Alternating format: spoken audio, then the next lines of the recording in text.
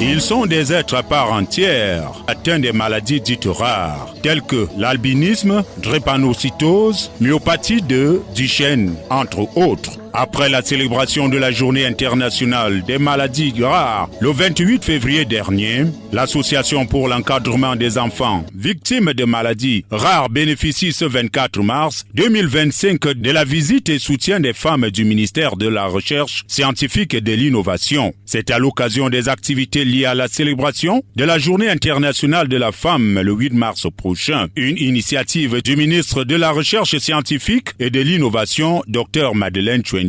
Et nous sommes là au nom de Madame le ministre de la Recherche scientifique, le Dr Madeleine Tchouenté, qui est très sensible aux personnes vulnérables et chaque année elle nous recommande de mener cette activité.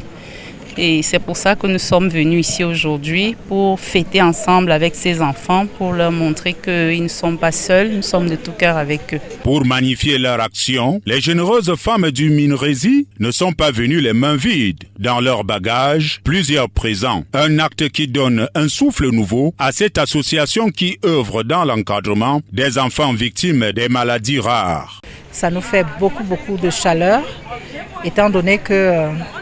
conscient du fait que les maladies rares n'ont pas de traitement, mais en réalité, on a besoin que de cette chaleur, on a besoin que d'affection et de cette attention. Donc, vraiment, c'est beaucoup de gratitude à l'endroit de Madame le ministre de la Recherche scientifique et de l'Innovation. Un grand moment de divertissement, d'émotion et surtout d'amour.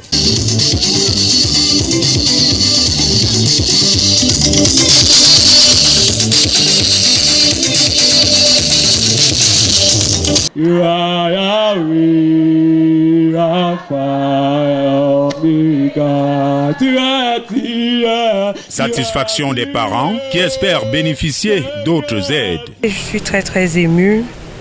Ça donne vraiment de la joie au cœur.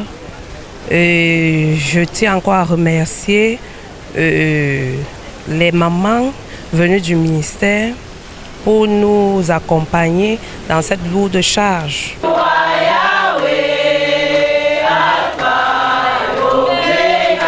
Une semaine pleine pour les femmes du ministère de la Recherche scientifique et de l'Innovation, avec au programme une conférence au Centre national d'éducation, une projection sur la sensibilisation contre le mauvais usage des réseaux sociaux, avec comme invités les élèves du lycée général Leclerc et du lycée technique. L'exposition des sémences améliorées suivie de la soirée culturelle et une rencontre sportive à l'IRAD